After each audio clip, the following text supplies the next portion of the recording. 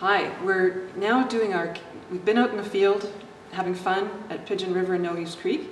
Now we're going to take the information that we collected and find some more information from that. So it's time to do the dirty work. We did the dirty work. I have on the screen information that was collected in 2009, and this is for Pigeon River, and it was collected using the Marsh McBurney, and we have our depth and two velocities. The depth at Pigeon is greater than a meter, so we had to take two velocities, one at 0.2 of the depth and one at 0.8 of the way down. So first of all, we have to work out the average depths in each panel. So you'll notice on the side what I did was I wrote Y1 all the way down to Y11, and those of course are our Ys, and we have 11 Ys, so that means we have 10 panels. Remember, we always have one more Y than the number of panels that we have. So I'm going to try and work my way across. So where I have Y1 and Y2 depths, when I work out the average depth between those two, the average depth in the first column will be the average depth of panel 1, and the second column would be the average depth of panel 2, and so on. So here I've got to get a formula. So I'm going to go to I'm going to go to Formulas, and I am going to insert a function and look for average.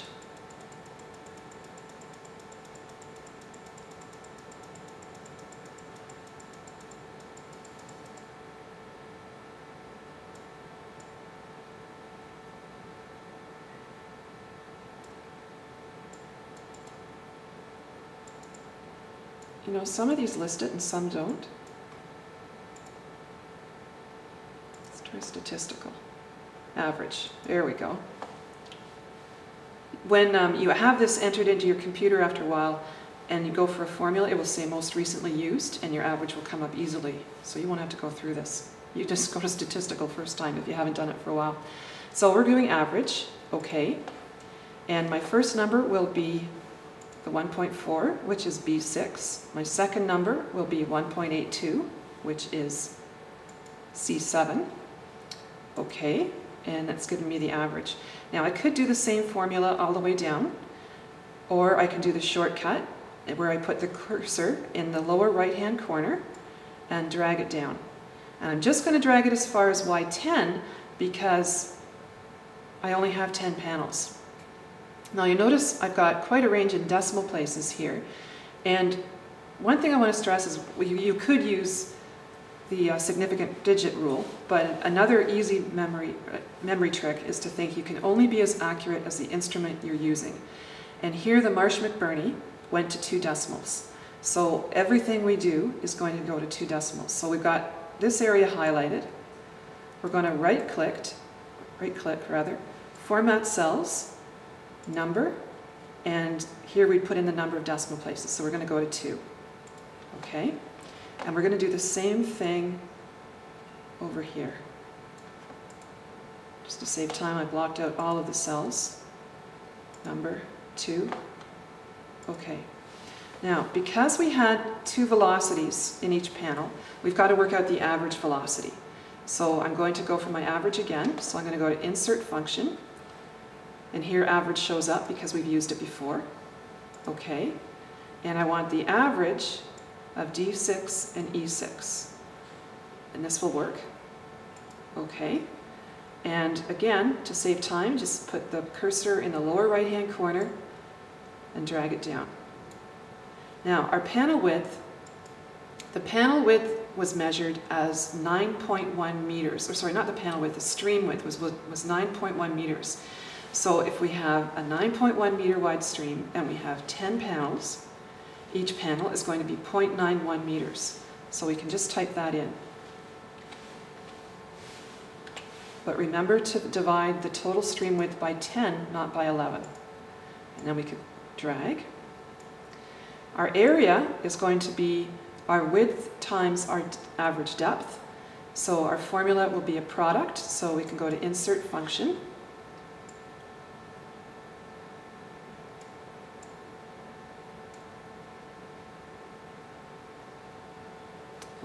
Sorry, we want to go to Math and Trig. I was looking on statistics. Isn't Excel fun? go to product, and I want the product of G6, which is the panel width, the panel width, and the average depth. So average depth will be number 2. Here we go. C6 and G6. Okay. And again, I can click and drag. And my discharge is going to be my velocity times my area. So again, we're going to go with insert function this time, and product should show up because we're still in the math and trig. Product, okay, and we're multiplying area, and then click on number 2 times our average velocity. Okay, so the discharge in panel 1 is 0.28 cubic meters. Now I want to work out the discharge in all the other panels, and then I'm going to add them together. So there's the discharge for each individual panel, and then we want to add them together. So I've written total down at the bottom, and I've got a box, and I'm going to go over to the auto sum button. And I've got a box that goes around all of them, and that's good. So I'll just hit enter, and that tells me that the total discharge for Pigeon River using the Marsh-McBurney meter was 2.44 cubic meters per second. And now I've done the same with the Gurley Price, and when you do it, you can easily just cut and paste the column settings and the formulas and just remember to change the numbers. And Nogies Creek, when we did it, the depth of the stream was less than a meter, so we only had one velocity reading. So here, we would work out our average depth for each panel. So we would go back to insert function.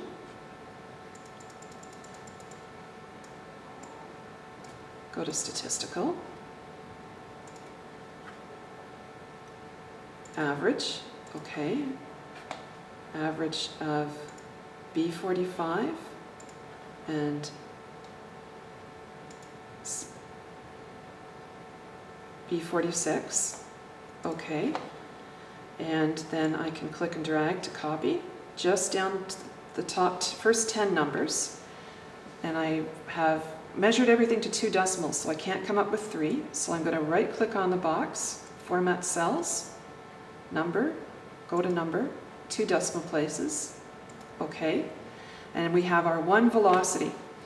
Our panel width was 0.68 meters because the stream was 6.8 meters wide, so we just divided it by 10. So we'll type in 0.68 and copy down. And our area is going to be our width times our average depth. So we're going to go with the product. So insert function. We don't want statistical, we want math and trig.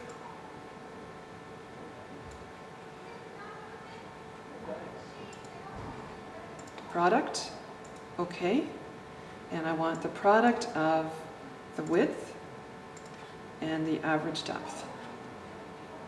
Okay, and I'm just going to click down, and you'll notice I have lots of decimal places here. So I'm just going to reduce the number of decimal places in the discharge column at the same time. So I'm going to highlight both columns, right click to format cells, number, 2 decimal places, okay. So my discharge is going to be my area times my velocity. So I'm going to go to insert function,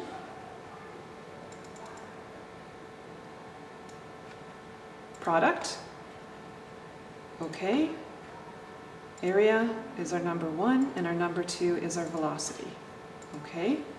So 0.10 and click and drag, and that's our discharges for all our individual columns, or sorry, all our individual panels. And again, I am going to auto sum those, and that will give me the total discharge at Nogies. So Nogies, it was 1.12 cubic meters, and Pigeon, it was 2.44. So Pigeon is roughly double the amount at Pigeon. Last year, it was quadruple the amount in 2010. So you can work it out and see what you get for this year. And have fun.